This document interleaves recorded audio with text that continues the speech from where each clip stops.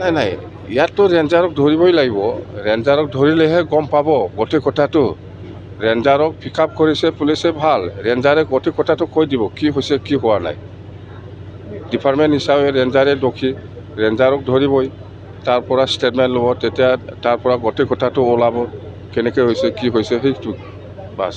কালি তামোলপুৰত ভূমি সংৰক্ষণ মঞ্চ নামৰ এটা দল নতুন দল গঠন কৰা বুলি কৈছে, সেইটো আপুনি কেনেকুৱা প্ৰতিক্ৰিয়া ব্যক্ত কৰিব? যোৱাকালি নহয় পৰহি দিনা নেকি, পৰহি দিনা খালাইগাঁও, হয় হয় খালাইগাঁও, ওদালগুৰিত খালাইগাঁও। ময়ো শুনিছোঁ ভূমি অধিকাৰ মঞ্চ বনাইছে বুলি আমি শুনিছোঁ। সেইটো বনাইছে নিশ্চয় মুছলিম সম্প্ৰদায়ৰ মানুহ, ইয়াত বেলেগ মানুহ নাই বোধহয়। আমি চেল বনাইছে, মাইনৰিটি চেল বনাইছে, গোৰ্খা চেল বনাইছে, ৰাজবংশী চেল বনাইছে, বা আদিবাসী চেল বা বেংগলী চেল। এই চেলবিলাকৰ মেইন এজেণ্ডাটোৱেই, মেইন ডিমাণ্ডটোৱেই মাটিৰ পাট্টা। আমাক মাটিৰ পাট্টা দিব লাগিব, যেতিয়া চৰকাৰ আহিব তেতিয়া মাটিৰ পাট্টা দিব লাগে বুলি এক নম্বৰ এজেণ্ডা ইহঁতৰ আছে। তো যিসকলে ভূমি অধিকাৰ মঞ্চ বনাইছে, আমাৰ ক'ব লগা একো নাই, কিন্তু এই মঞ্চত সকলো জাতি জনগোষ্ঠী থাকিব লাগিছিল। অকল মুছলিম সম্প্ৰদায় বুলিহে মই গম পাওঁ। ইয়াত যদি ভূমি অধিকাৰ মঞ্চ বনাব লাগে সকলো জাতি জনগোষ্ঠীক লৈ পেলাই বনাব লাগিছিল। ইয়াত বড়োসকলেও থাকিব লাগিছিল, কোনোবা ৰাজবংশীও থাকিব লাগিছিল, কোনোবা বেংগলীও থাকিব লাগিছিল, কোনোবা গোৰ্খাও থাকিব লাগিছিল, কোনোবা আদিবাসীও থাকিব লাগিছিল। মাটিৰ প্ৰব্লেমটো অকল মুছলিম নহয়, মুছলিমৰ যদি 100টা মাটি পাট্টা পাব লগা আছে, বড়োসকলৰ 300টা মাটি পাট্টা পাব লগা আছে। বড়ো মুছলিমতকৈ বেছি আছে। কথা সেইটোৱেই, মঞ্চ যদি বনাইছে সকলো জাতি জনগোষ্ঠীক লৈ পেলাই বনাব লাগে।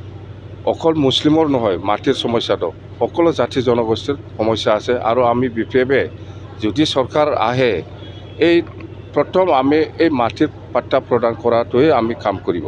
আৰু ইয়াৰ কাৰণে আমি ৰাজবংশী চেল বা আদিবাসী চেল বা বেংগলী চেল বা মাইনৰিটি চেল বা গোৰ্খা চেল বা নাথযোগী চেল এনেকুৱা বনোৱাৰ উদ্দেশ্যটো সেইটোৱেই। আৰু ইহঁতৰ মেইন ডিমাণ্ডটো মাটিৰ পাট্টা। মাটিৰ পাট্টা পোৱাৰ লগে লগে আপুনি আমাৰ মাজত বিভিন্ন জাতি জনগোষ্ঠীৰ যিটো সমস্যা এইটো প্ৰায় শেষ হয়। মাটিৰ পাট্টা থাকিলে আপুনি স্কুল কলেজৰ স্কলাৰশ্বিপৰ কথা আছে, বেংক লোনৰ কথা আছে, বা চৰকাৰী যিখিনি আঁচনি সেইবিলাক পাবলৈ সক্ষম হয়। সেইবিলাক মাটিৰ পাট্টা নাথাকাৰ কাৰণে বহুত হাজাৰ হাজাৰ বড়ো মানুহে আজি চৰকাৰী আঁচনি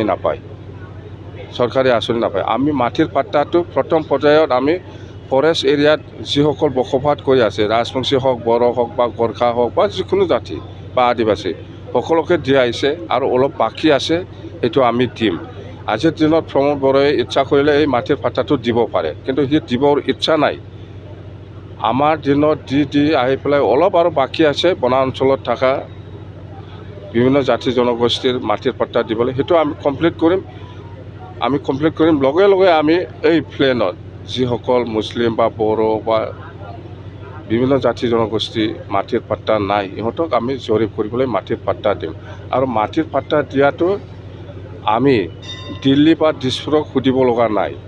মাটিৰ পাট্টা দিয়াৰ অধিকাৰটো BTCতে আছে, পাৱাৰটো, যিহেতু সেই লেণ্ড ৰেভিনিউটো ট্ৰেন্সফাৰ ডিপাৰ্টমেণ্ট।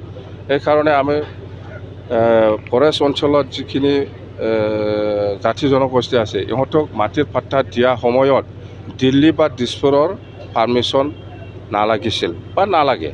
আমি নিজাববীয়া চিন্তা কৰি পেলাই সেইটো মাটিৰ পাট্টাটো দিছে। এইবাৰো যিসকল খাছলেণ্ডত আছে বা একচনীয়া মাটিত আছে বা যিসকল বিভিন্ন ঠাইত আছে, এইসকলক মাটিৰ পাট্টা দিয়াৰ ক্ষেত্ৰত আমি BTCয়ে নিজাববীয়াকৈ আমি দিব পাৰে আৰু আমি দিম। আৰু এই যিটো মাটি অধিকাৰ মঞ্চ বনাইছে সেইটো সকলো জাতিকে লৈ পেলাই বনাওক, আমাৰ ক'ব লগা একো নাই। বড়োও থাকিব লাগিব, মুছলিমো থাকিব লাগিব, বেংগলীও থাকিব লাগিব, আদিবাসীও থাকিব লাগিব, ৰাজবংশীও থাকিব লাগিব। কেলে মানে মাটিৰ এই সমস্যাটো অকল মুছলিমৰ নহয়, চব জাতি জনগোষ্ঠীৰ সমস্যা এই মাটিৰ পাট্টাটো, সেইখিনি কথা দেই।